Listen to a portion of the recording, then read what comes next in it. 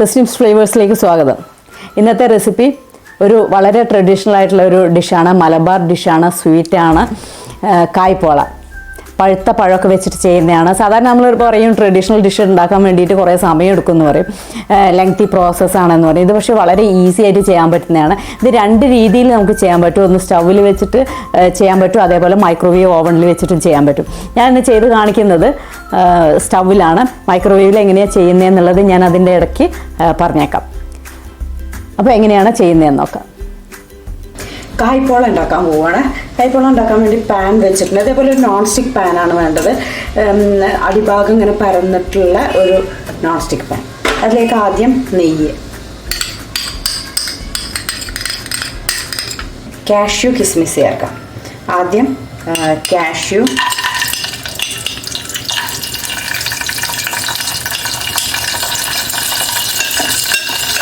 ആയതിനു ശേഷം നമ്മൾ സാധാരണ ചേർക്കുന്ന പോലെ തന്നെ പിന്നെ കിസ്മിസ് ചേർക്കാം.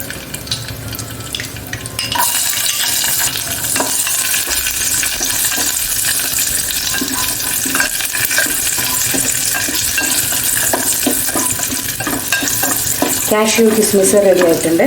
ഇതിലേക്ക് പഴം, നേന്ത്രപ്പഴം ചെറുതാക്കി മുറിച്ചതാണ്.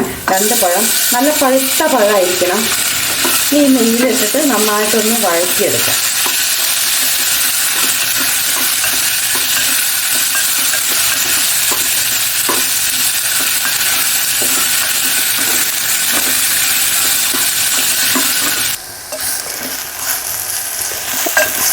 നന്നായി വഴന്നിട്ടുണ്ട്.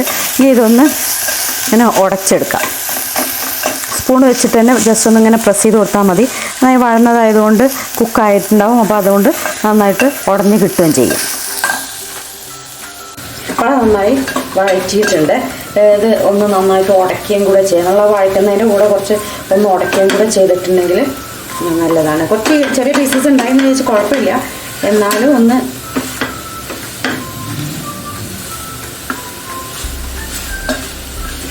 നന്നായിട്ട് ഉടച്ചെടുത്തിട്ടുണ്ട്. ഇനി നമുക്ക് ഇതിലേക്ക് ചേർക്കാനുള്ള മുട്ടയൊക്കെയാണ്. അപ്പോൾ അതെങ്ങനെയാണ് പ്രിപ്പയർ ചെയ്യണേന്ന് നോക്കാം. 4 മുട്ടയുണ്ട്. ഇതിലേക്ക് പഞ്ചസാര ചേർക്കണം. പഞ്ചസാര ഒരു 5-6 ടേബിൾ സ്പൂൺ പഞ്ചസാര ചേർക്കണം. അല്ലെങ്കിൽ ഓരോരുത്തരുടെ മധുരത്തിനനുസരിച്ച് കുറയ്ക്കണമെങ്കിൽ കുറയ്ക്കാം, കൂട്ടണമെങ്കിൽ കൂട്ടാം. നമുക്കിത്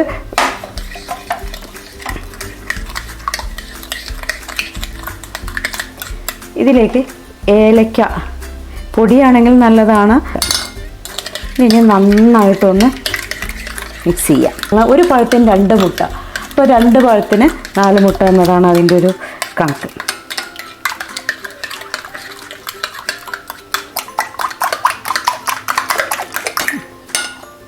പഞ്ചസാര മുഴുവൻ അലിഞ്ഞില്ലെങ്കിലും കുറേയൊക്കെ അലിയുന്ന രീതിയിൽ നന്നായിട്ടൊന്ന് മിക്സ് ചെയ്തെടുക്കാം.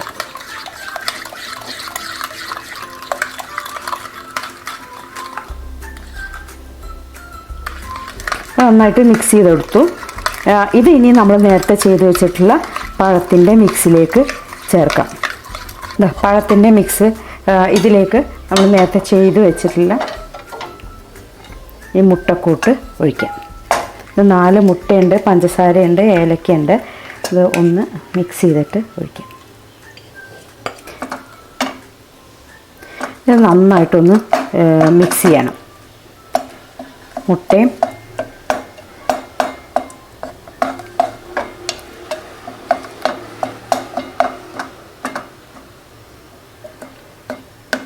വേണമെങ്കിൽ ഇതിൻ്റെ മുകളിലായിട്ട് കുറച്ച് കാഷ്യൂ ഒക്കെ വേണമെങ്കിൽ ഇടാവുന്നേ ഉള്ളൂ. നന്നായിട്ട് മിക്സ് ചെയ്തു. ചെറിയ തീയിൽ അടച്ച് വെച്ച് 15 മിനിറ്റ് കുക്ക് ചെയ്യാം. മൈക്രോവേവിൽ എങ്ങനെയാണ് ചെയ്യുന്നതെന്ന് പറയാം. ആദ്യം മൈക്രോ പ്രൂഫ് ആയിട്ടുള്ളൊരു പാത്രം എടുക്കുക, അതിൽ നെയ്യ് ഒഴിക്കുക. നെയ്യിലേക്ക് കാഷ്യൂ ചേർത്തിട്ട് ഹൈ പവറിൽ 1 മിനിറ്റ് കൊടുക്കുക. അതിനുശേഷം പുറത്തെടുത്തിട്ട് കിസ്മിസ് ചേർത്ത് 1 മിനിറ്റ് കൂടെ കൊടുക്കുക. അപ്പോൾ കാഷ്യൂ കിസ്മിസ് നന്നായിട്ടായിട്ടുണ്ടാവും. പിന്നെ നമ്മൾ ചെറുതാക്കി മുറിച്ചിട്ടുള്ള പഴം, 2 പഴത്തിന് 4 മുട്ട, അങ്ങനെയാണ് ഈ കായ്പോളയുടെ കണക്ക്. 2 നേന്ത്രപ്പഴം, നല്ല പഴുത്ത നേന്ത്രപ്പഴമായിരിക്കണം. അത് ചെറുതാക്കി മുറിച്ച് അതിലിട്ടതിന് ശേഷം നമ്മൾ 4 മിനിറ്റ് കൊടുക്കുക. 4 മിനിറ്റ് കൊണ്ട് അത് നന്നായിട്ട് വഴന്നിട്ടുണ്ടാകും. എന്നിട്ട് ഒന്നുകൂടെ നന്നായിട്ടൊന്ന് മിക്സ് ചെയ്തതിന് ശേഷം നമ്മൾ നേരത്തെ ചെയ്ത പോലെ ഒന്ന് മാഷ് ചെയ്യുക. അതിനുശേഷം 4 മുട്ട, ബാക്കിയെല്ലാം നമ്മൾ പ്രോസസ്സ് ഇൻഗ്രീഡിയൻസ് എല്ലാം അതുപോലെ തന്നെയാണ്. 4 മുട്ട, പഞ്ചസാര, ഏലക്ക എല്ലാം മിക്സ് ചെയ്തിട്ട് ഇതിലേക്ക് ഒഴിക്കുക. നന്നായിട്ട് ഒന്നും കൂടെ മിക്സ് ചെയ്യുക. എന്നിട്ട് ഹൈ പവറിൽ ഒരു 7 മിനിറ്റ് 6-7 മിനിറ്റ് കൊടുക്കുക. അപ്പോഴേക്കും നന്നായിട്ടായിട്ടുണ്ടാകും. ആകെ ഇതിലൊരു വ്യത്യാസം ഉണ്ടാകുമെന്ന് വെച്ചാൽ ആ ഒരു ബ്രൗൺ കളർ വരില്ല. മൈക്രോവേവിൽ ചെയ്യുമ്പോൾ കളർ ചേഞ്ച് വരില്ല. അതുകൊണ്ട് ഇതിലൊരു കളറൊന്നും മാറിയിട്ടുണ്ടാവില്ല എന്നേ ഉള്ളൂ. ടേസ്റ്റും ടെക്സ്ചറും അതുപോലെ തന്നെ ഉണ്ടാവും. ഈസിയാണ് ചെയ്യാൻ. രണ്ടും ഒരേ രീതി, ചെറിയൊരു വ്യത്യാസം മാത്രമേ ഉള്ളൂ. കാണുമ്പോഴുള്ള ചെറിയൊരു വ്യത്യാസം മാത്രമേ ഉള്ളൂ. ടേസ്റ്റിനൊന്നും ഒരു വ്യത്യാസം ഉണ്ടാവില്ല. അങ്ങനെ വേണമെങ്കിൽ നിങ്ങൾക്ക് ട്രൈ ചെയ്യാം.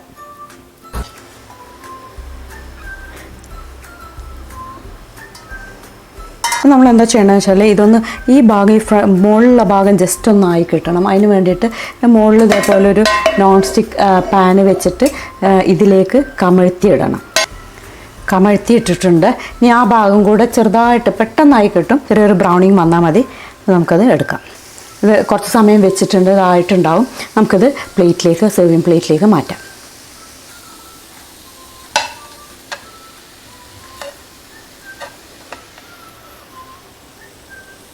കായ്പോള റെഡിയായി.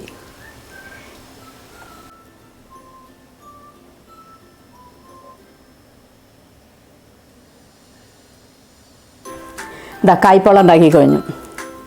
കേക്ക് ഉണ്ടാക്കുന്ന പോലെ നമ്മളൊരു ബേക്കിംഗ് പ്രോസസ്സാണ് ആക്ച്വലി ഇതിൽ വരുന്നത്. പണ്ടത്തെ കാലത്ത് താഴെ ചെറുതായി ചെറിയ കനലിട്ട് മുകളിൽ അടച്ചു വെച്ച് അതിലും കനലിട്ടിട്ട് ഒക്കെ കുക്ക് ചെയ്തെടുക്കുന്നതാണ്.